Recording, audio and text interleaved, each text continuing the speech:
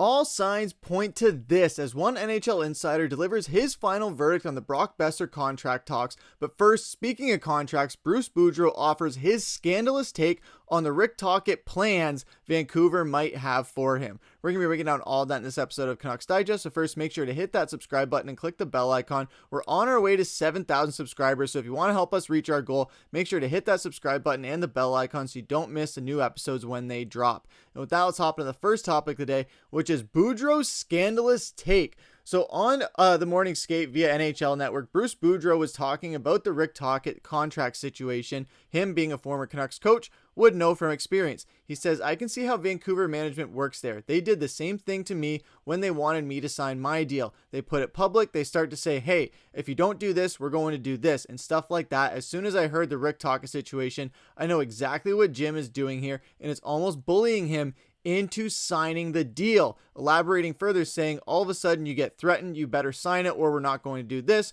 you better sign it or we're not going to do that. Me, I wasn't negotiating with any other teams or anything, but I panicked and said, okay, I'm going to sign it right now. I just see the same sort of thing happening with Rick, but I think Rick is in a much stronger position than I ever was. I think he'll do whatever he feels he has to do for himself. So obviously Bruce Boudreau was the Canucks head coach when they were going through that transition from the Jim Benning era into the Jim Rutherford and Patrik Allvin era. So yes, it was a time of transition when the team was very young, still had some veterans on the team, but overall was starting to be on the fringe of a rebuild while also still a borderline playoff team as they made the playoffs in that COVID year, and they were still able to kind of salvage wins as after that season as a result. But with Boudreau, he was coming into he was a coach at a time when the culture was shifting, the management was shifting. There was a lot of things going on. It's a lot different now with Tocchet there, only 2 years later. However, Tocchet is one Jack Adams Award later, got us to the Western semifinals, almost one game away. We were one game away from being in the Western Conference Finals. We were almost there and could have maybe gone a little bit further in those playoffs had it not been for injuries or things like that. However, when looking at Rick Tocchet, he does have a lot of bargaining power here. And it's kind of interesting hearing this, especially when looking at what Elliotte Friedman was saying on Donnie and Dolly just a few days ago, saying that the Canucks offer that they gave Tocchet earlier in the season was the start of negotiations. The team has been open about wanting him back. Players are playing hard for the last couple of weeks and would like to have him back. Financially, the Canucks have paid their coaches in the same zone, but with this negotiation, we'll have to go above that for Jack Adams winner. Also a conversation about the state of the team. A lot of things happened this year that no one thought would be an issue again. Hughes will have a say in this. Hughes and Tocchet are simpatico. And I think that's the biggest thing here is that Bruce Boudreau, he didn't have a crazy relationship with the players. Yes, players loved playing for him, and the fans definitely loved having him showing their support when he was moved on from in Vancouver or when he was signing that deal and seemingly felt like he was in a forced marriage situation for that season. And Elliotte did also talk about that on 32 Thoughts the other day with Kyle Bukauskas, saying that with all this,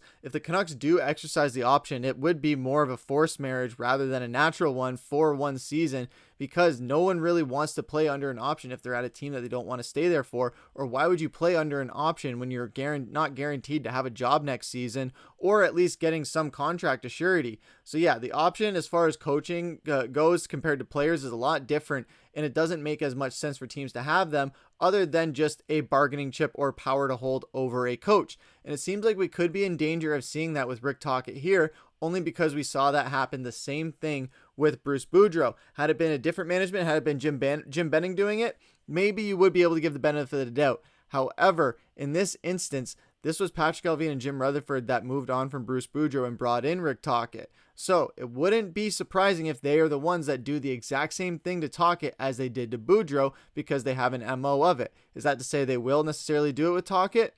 I don't think so. I think Rick Tocchet, having won the Jack Adams last season, yes, this season, it was an up and down season, a lot of inconsistencies. You can't entirely blame the season on him, whereas some other teams where you see coaches firing, you can definitely point it back to the coach as well as a rebuilding system. But Vancouver, they're a team that's built to win.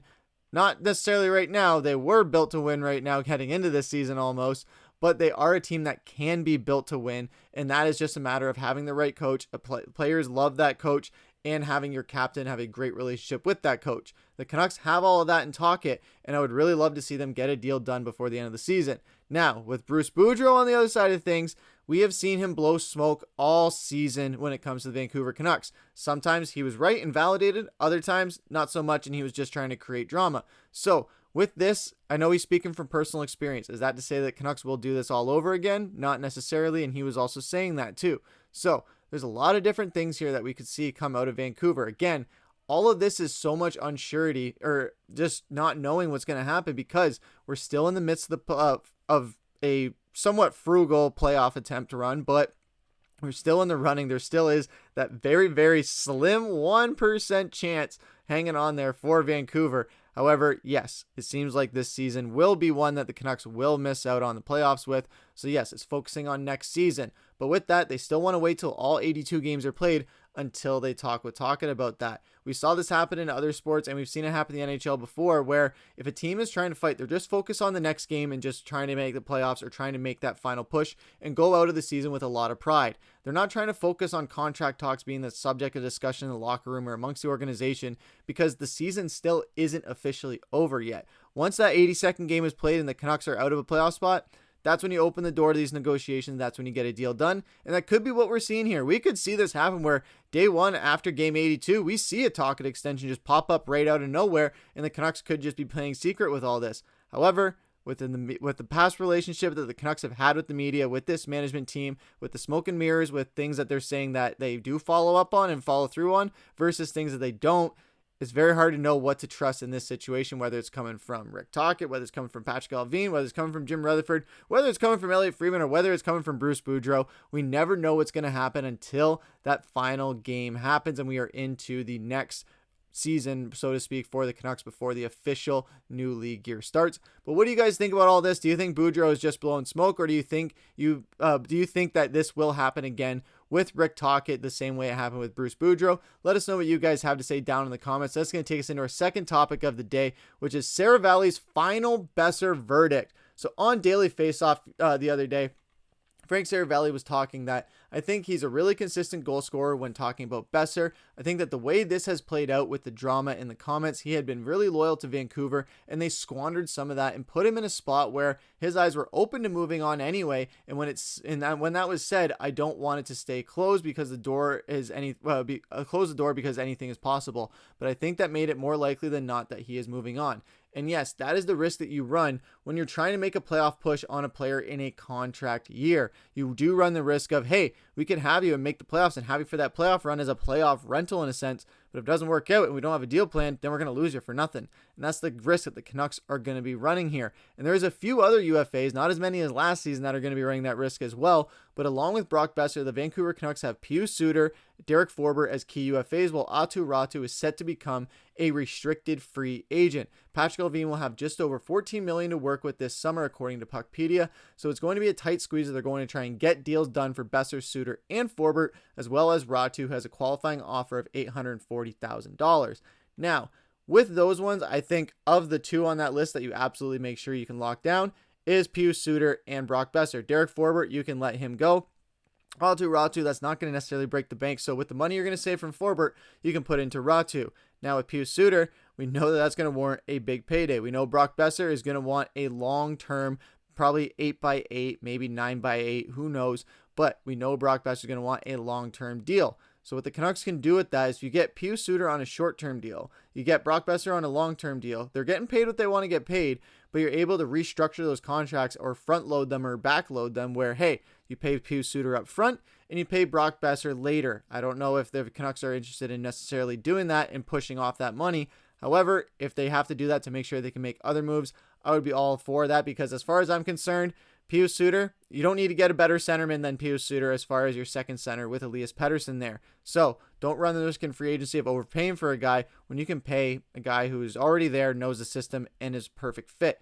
Brock Boeser's side of things, we know teams see his value. And as far as his team value, 6 different Canucks scored and 13 skaters had points in yesterday's win over Anaheim. Brock Boeser grabbed the team lead with his 25th goal of the season, 4th time in his 8 full seasons he's reached the 25 goal mark. So the thing with Boeser, last year, 40 goal scorer. He was on fire. So and also look at the goals that he's brought to this team when they matter. Leading the team in 25, yes. It's not necessarily flashy. It's not going to be the mark of an amazing playoff team or anything like that.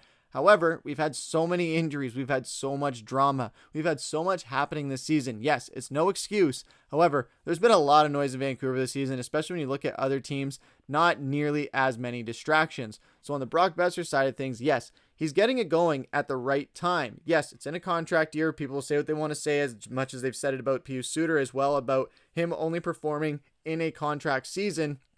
On Brock Boeser's side of things, I've said it once, I'll say it again, I'll say it a million times over. Probably the most valuable Canuck outside of Quinn Hughes. And that's only saying it considering Quinn Hughes, actually. Outside of Quinn Hughes, he absolutely is the most valuable Canuck because he scores meaningful goals when they matter most. He scores to get us rallies. He scores to get us back in games. He scores game-winning goals. In a clutch situation, there is nobody I want more on the ice for Vancouver than Brock Boeser. Of course, Quinn Hughes too. But keeping him out of this conversation, put Boeser on the ice. Give me him in a shootout. Give me him on a breakaway. Give me him on a 2-on-1. Give me Brock Boeser in any clutch situation, and I can guarantee he will deliver more times than not. So that's why I think Brock Boeser, pay the man already. Pius Suter, pay the man. Yeah, people are saying that Boeser's getting old and has lost a step, but every time the noise around Boeser seems to get loud, he turns it on. Now, is that a mind game he's playing with the media or the fans?